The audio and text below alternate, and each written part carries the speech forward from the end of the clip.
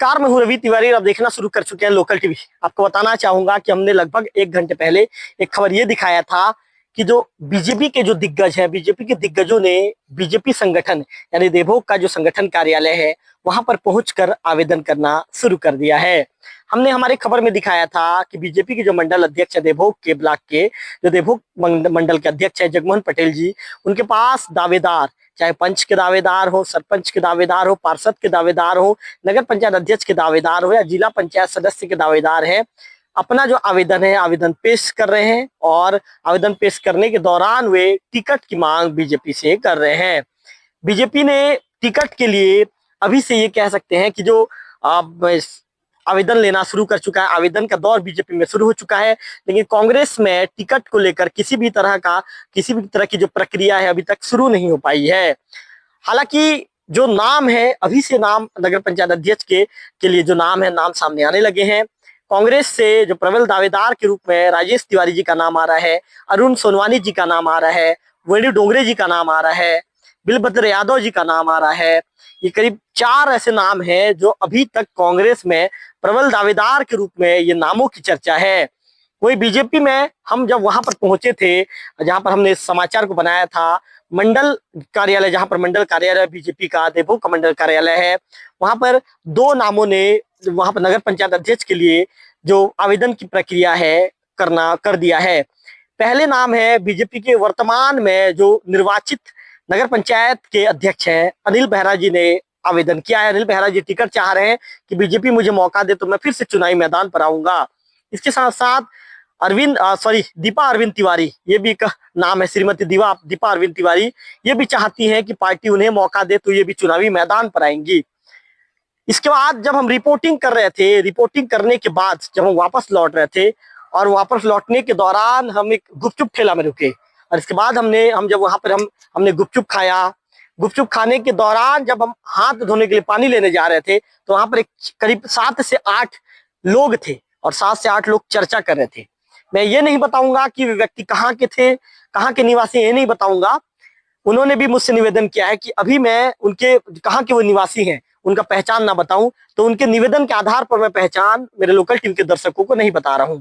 चर्चा ये थी, उनका ये कहना था कि अनिता विकास उपाध्याय जो राजापारा के निवासी हैं वे चुनावी मैदान पर आ सकती हैं।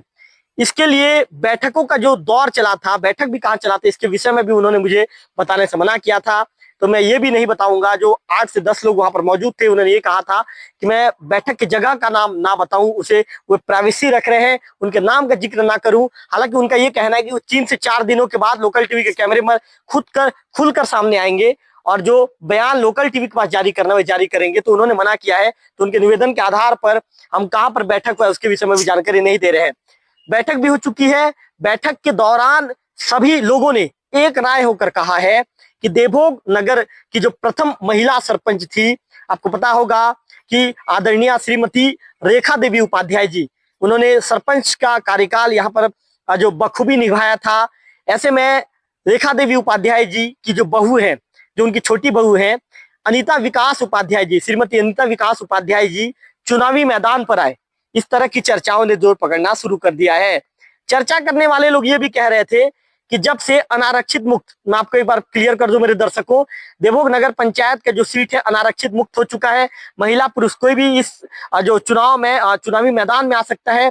तो ऐसे में ये चीजें वहां पर चर्चा कर रही थी कि अनारक्षित मुक्त जब सीट हुआ है तो विकास उपाध्याय जी के जो धर्मपत्नी अनिता विकास उपाध्याय को चुनावी मैदान में आना चाहिए और चुनावी मैदान में उन्हें लाने के लिए जो लोग हैं, जो बैठक में जो शामिल हुए थे, वे लोग भी चाहते हैं, गणमान्य नागरिक हैं, वे नगर पंचायत के अंतर्गत आने वाले गणमान्य नागरिक है। लगभग 70 से 80 की संख्या में बैठक में लोग मौजूद थे और बैठक में एक ही नाम पर विचार विमर्श किया गया कि जो देवभोग नगर की प्रथम महिला सरपंच थी श्रीमती रेखा देवी उपाध्याय, उनकी छोटी बहू अनिता विकास उपाध्याय चुनावी मैदान पर आए।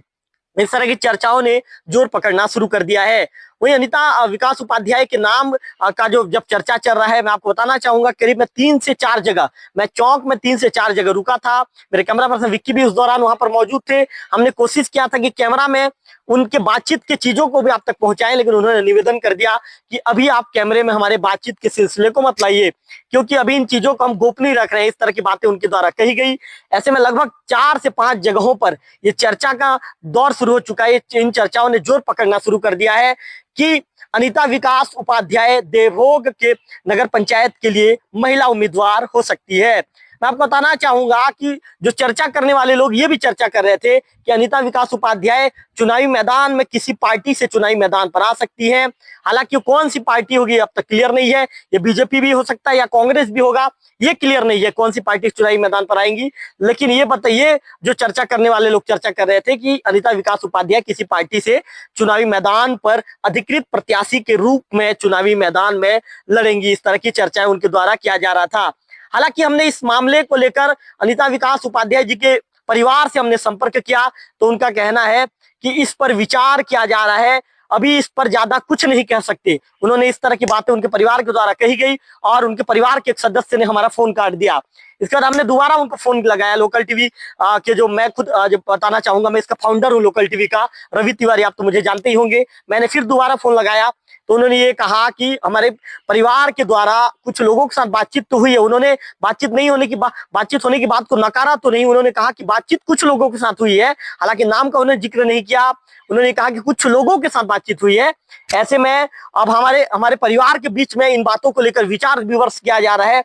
विचार विमर्श के बाद ही हम किसी तरह के कुछ कहने को तैयार हो पाएंगे, किसी तरह की कुछ बात हमारे द्वारा कही जाएगी। उन्होंने ये कहा है कि इस पर अभी कुछ कहना जल्दबाजी होगी। विचार विमर्श के बाद जो भी निष्कर्ष निकलकर सामने आएगा, जो भी निर्णय लिया जाएगा, उस निर्णय को आपको अवगत करवाने की बात उनके परिवार के एक सदस्य के द्वारा कही गई है। आपको बताना चाहूंगा कि अनिता विकास उपाध्याय एक प्रबल दावेदार है और चुनावी मैदान में यदि वे आती है, किसी पार्टी से अधिकृत होकर आती है, तो मुकाबला काफी रोचक और दिलचस्प होने वाला है।